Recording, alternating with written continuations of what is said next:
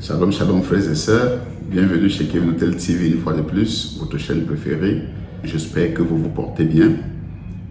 Avant de commencer, je voudrais dire, en écoutant le pasteur Gédéon prêcher, on a l'impression que la Bible venait d'arriver. Voici un vieux livre, un vieux livre qu'on lise matin, midi, soir, sans vraiment comprendre, 50%. Mais avec le pasteur Gédéon de la Tchétchouva, nous comprenons beaucoup de choses. Nous comprenons vraiment beaucoup de choses et on a l'impression que la Bible là, devient très simple et explicite. Je vous encourage de lire toute la Bible. En évoquant le Saint-Esprit, d'ouvrir vos yeux pour que vous puissiez comprendre. Aujourd'hui, on va parler du salut. Le salut d'un chrétien. Est-ce qu'un chrétien peut perdre le salut? Est-ce qu'un chrétien peut perdre son salut? Je parle bien d'un chrétien. Écoutons-le avec beaucoup d'attention et soyez bénis. On va revenir pour les analyses. Allez, ciao. Bon visionnage. Alors, bonsoir, pasteur. Oui, bonsoir, frère. J'ai deux questions à vous poser, quoi. Il y a deux questions. Oui, deux questions. Bon, je voulais savoir d'abord, qu'est-ce que le salut? Et est-ce qu'un chrétien peut perdre le salut? Je voulais savoir, j'ai deux questions. Oui. Je voulais savoir, qu'est-ce que le salut? Qu'est-ce que le salut? Oui. Et est-ce qu'un chrétien peut perdre le salut? Ok. Juste une précision, pas plus que... Merci. Ce sont là les deux préoccupations. C'est ça. Merci, frère.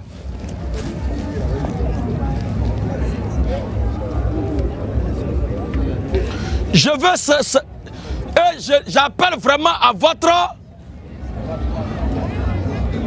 indulgence. Sa question qu'il a posée est une question qui paraît très simple. Elle paraît très simple. Mais tous les pasteurs de Côte d'Ivoire, je dis bien tous les pasteurs de Côte d'Ivoire ont du mal à se prononcer sur cette affaire. Et les réponses qu'ils donnent sont des réponses clopantes, qui créent la confusion et davantage le trouble, et qui provoquent la trouille dans les entrailles des âmes des âmes. Alors prêtez bien attention. Qu'est-ce que c'est le salut? Et est-ce qu'on peut le perdre? Je prends la première question. Nous lirons juste 4 passages pour présenter le salut. Et pour nous, pour être franc et être clair, c'est qui est le salut? Qu'est-ce que c'est le salut? Ça passe. Mais qui aussi est le salut? Premier passage de l'Écriture. On va commencer. Ce n'est pas moi, ni ma propre pensée, ni mes idées que je vais prendre. Mais on va lire vous-même la Bible et on va voir et écouter ensemble. Le livre de Luc, il dit quoi? Luc 2, oui. Le verset 27 à 29. Hein? Alors Siméon Va au temple. poussé par l'esprit. Alors, Luc 2, verset à 29. l'Écriture va nous dépeindre la personne, va nous présenter qui est le salut. Qu'est-ce dit l'Écriture? Alors Siméon Va au temple. Poussé par l'esprit. Et comme les parents apportaient le petit enfant Jésus. Jésus. Pour accomplir à son égard. Ce qu'ordonnait la loi. Siméon le reçut dans ses bras. Siméon reçut le petit enfant, et remplace ici Jésus. Siméon reçut le petit enfant Jésus dans ses bras. Béni Dieu et dit. Mais qui est cet enfant qui vient de naître? Qui est ce bébé que Siméon reçoit dans ses bras? Qui est ce bébé que Siméon va consacrer? Qui est-il là? Alléluia. Amen. Par la déclinaison, par la présentation de son facteur en rapport avec notre question que vous avez posée tout à l'heure, dans la réponse, on va voir une identité qui va ressortir. Pas plutôt une identité, mais une facette qui va ressortir. Et cette facette-là, on va voir dans les Écritures qui porte ça. C'est à qui on attribue cette facette. Amen. Alléluia. Amen. Alors Siméon, le reçu dans ses bras. Reçu Jésus dans ses bras. Béni Dieu est dit. Béni Dieu est dit. Maintenant Seigneur, tu laisses ton serviteur s'en aller en paix. Tu laisses ton serviteur s'en aller en paix. Selon ta parole. Selon ta parole. Car mes yeux. Car mes yeux ont vu ton salut. Mes yeux ont vu ton salut. Mais Simeon avec qui dans ses bras? C'est Jésus. Donc c'est lui qui est présenté ici. Et Simeon se réjouit d'avoir vu le salut. Donc le salut de l'humanité, c'est le Seigneur Jésus. Alléluia. Oh, dans l'Ancien Testament, qui est le salut d'Israël? Qui est le salut d'Israël? Parce que c'est le salut qui a promis venir sauver son peuple. C'est celui qui est le salut là qui a promis venir sauver son peuple. Mais de quelle façon il viendra, c'est ça qui les a troublés. Sinon en réalité, Jésus-Christ est le grand Dieu des cieux lui-même. Dans tous les coins on rentre, c'est sa divinité qui sort. Amen. Le texte dit quoi? Psaume 62. Psaume 62. Oui, c'est en Dieu que mon âme se confie. Oui, c'est en Dieu que mon âme se confie. De lui vient mon salut. De lui vient mon salut. Oui. Oui. C'est lui. C'est lui qui est mon rocher. Qui est mon rocher. Et mon salut. Donc c'est Dieu qui est mon rocher et mon salut. Le verbe être est un verbe d'état. C'est clair. Ça veut dire que le salut est un être, c'est Dieu lui-même. Et c'est ce Dieu qui fait la promesse de descendre sur la terre des sorts. Alléluia. Prie de l'or. Ne pas question de dire recevez, non. Mais la question d'être sûr de qui est ton salut là. Maintenant, entre Jésus-Christ qui est Dieu et toi le salut là, qui possède qui? Frère, entre toi et Dieu, qui veille sur son ami? C'est Dieu qui veille sur moi. Qui peut perdre son ami? Entre celui qui veille, entre celui qui garde et celui qui...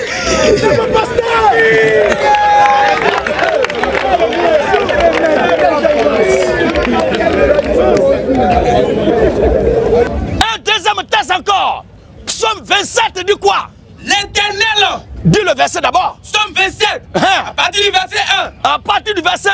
L'Éternel. L'Éternel est ma lumière. Est ma lumière. Oh, la Bible dit Jésus-Christ est la lumière du monde.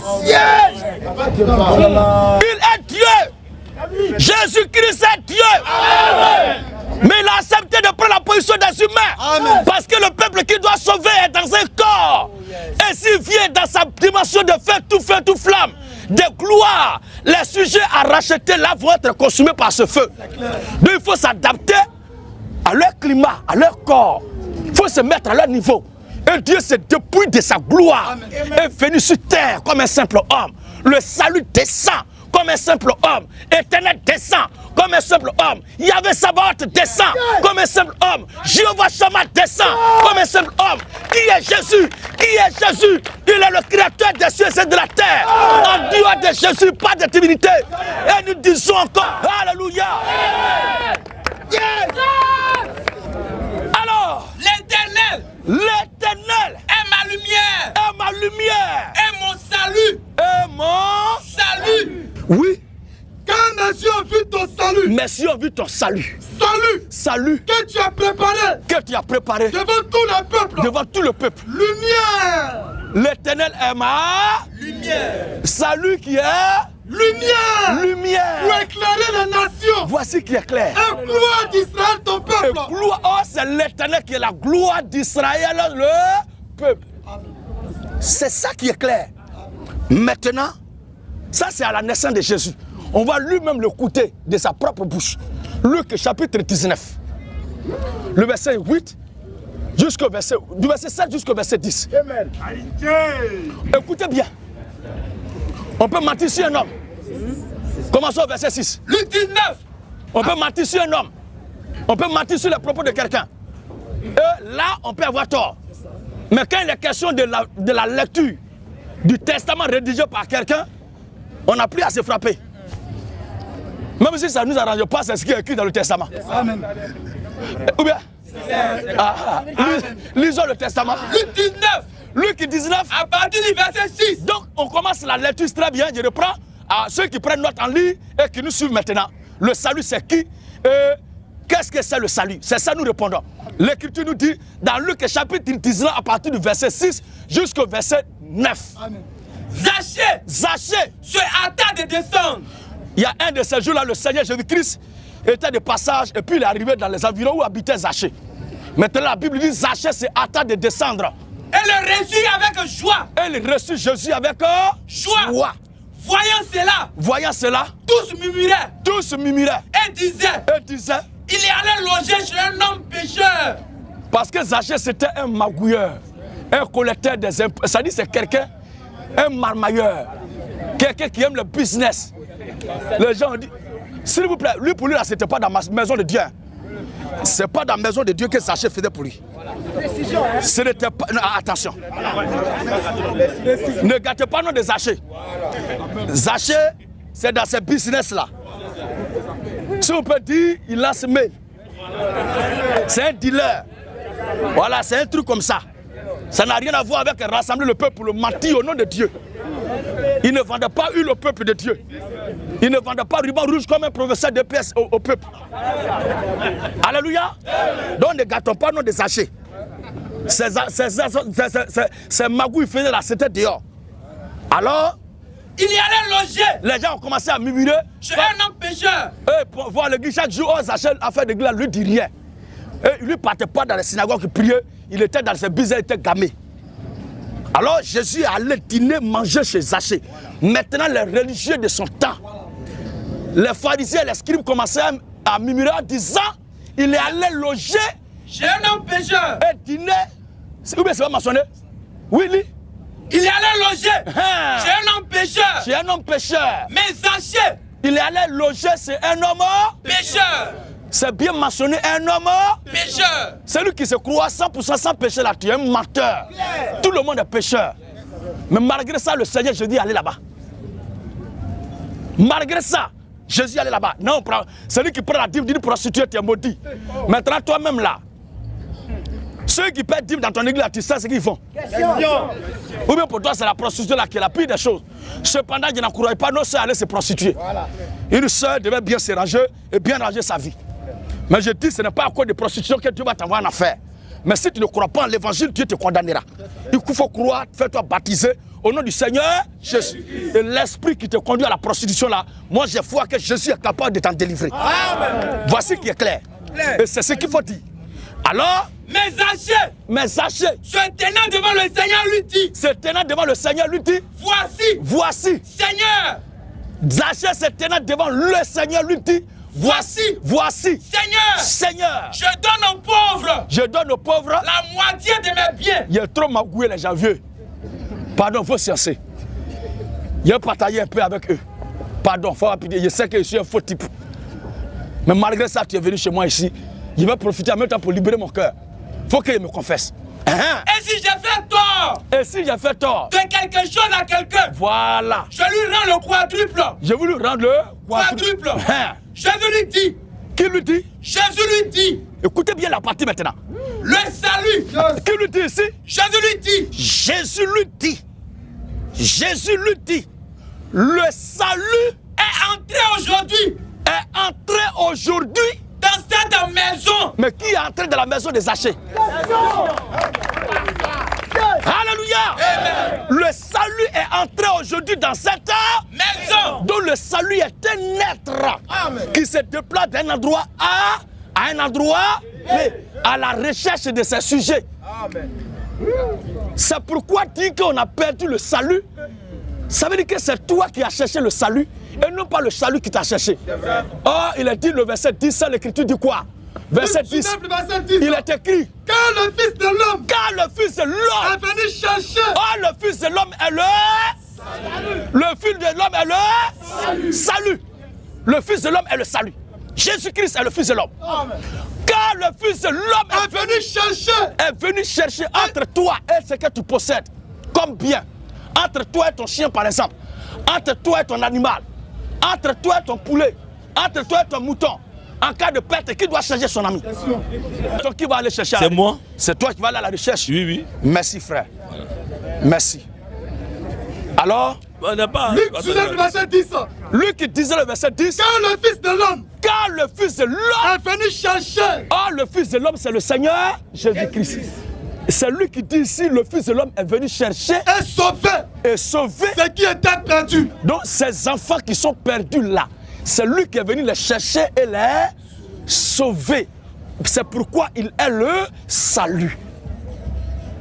2 Corinthiens. 2 Corinthiens 4, 2 Corinthiens 4. à partir du verset 3. À partir du verset 3. Si notre évangile Si notre évangile est encore voilé, est encore voilé, il est voilé pour ceux qui périssent, pour ceux qui sont nés pour aller en enfer, pour les incrédules, pour les incrédules, dont le Dieu de ce siècle dont le Dieu de ce siècle-là a aveuglé l'intelligence, a aveuglé l'intelligence, afin qu'ils ne puissent pas briller afin qu'ils ne puissent pas briller, la splendeur de l'évangile, oui, de la gloire de Christ, de la gloire de Christ, qui est l'image de Dieu, qui est l'image, de Dieu. l'image, l'image, l'image De Dieu. Si tu es invisible et que Jésus-Christ a son image, que les gens s'interrogent qui il est réellement. Jésus-Christ est la visibilité du Dieu invisible. Alléluia. Continue encore. Nous ne nous prêchons pas nous-mêmes. Nous ne nous prêchons pas nous-mêmes. C'est Jésus-Christ. Oh, la femme l'a dit, c'est ça vous annonce la voix du la voix du salut. La voix du salut. Amen. Maintenant, Paul dit, Paul qui était du nombre de ceux dont la femme décriait, qui étaient là.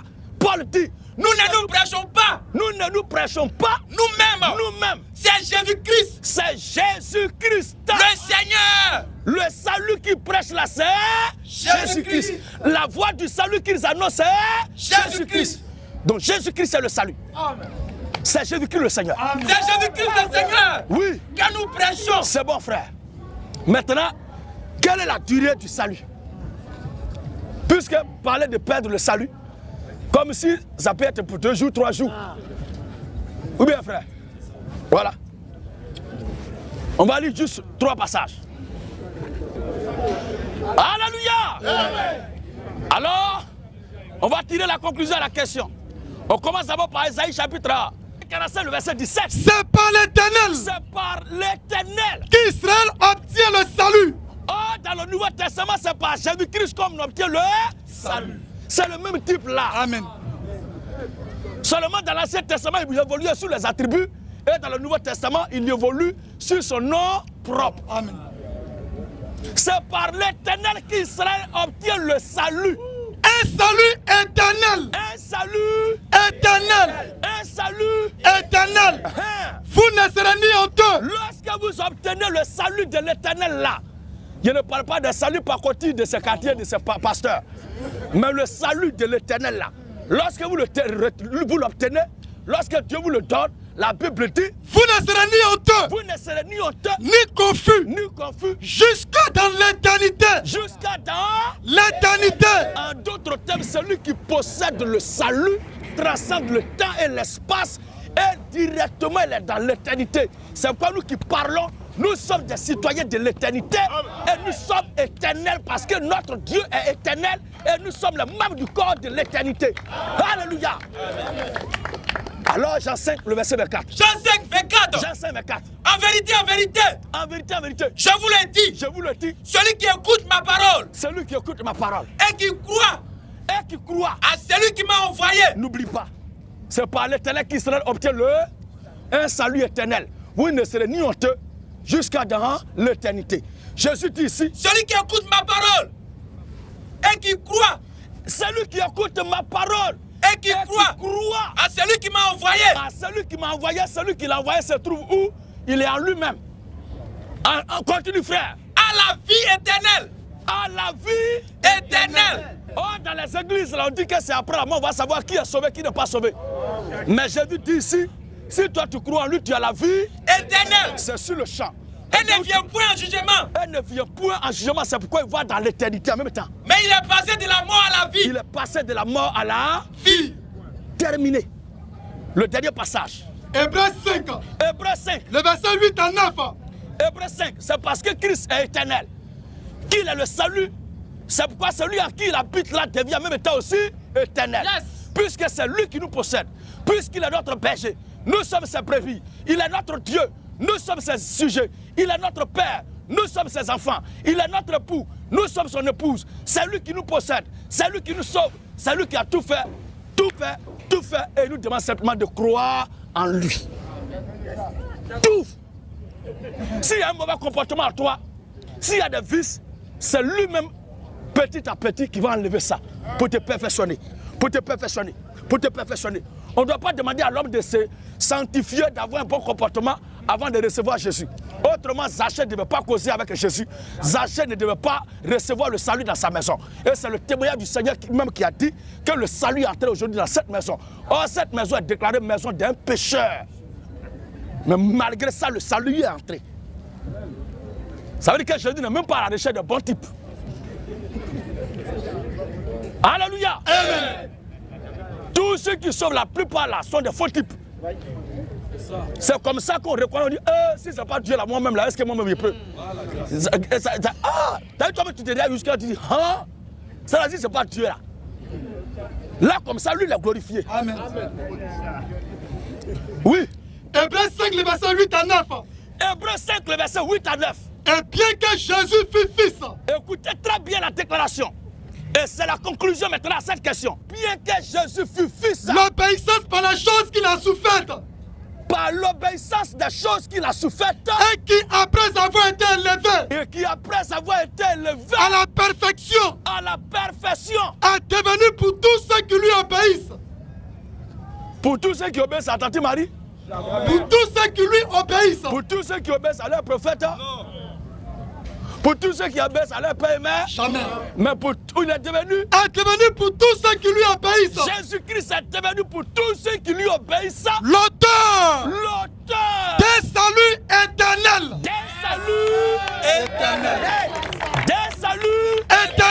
Maintenant, à vous aujourd'hui, la réalité est devant vous.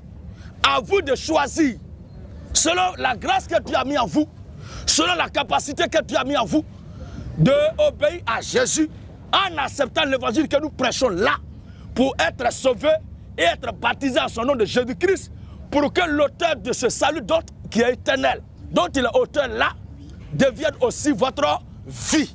Sur ce, que Dieu bénisse le président de ce quartier.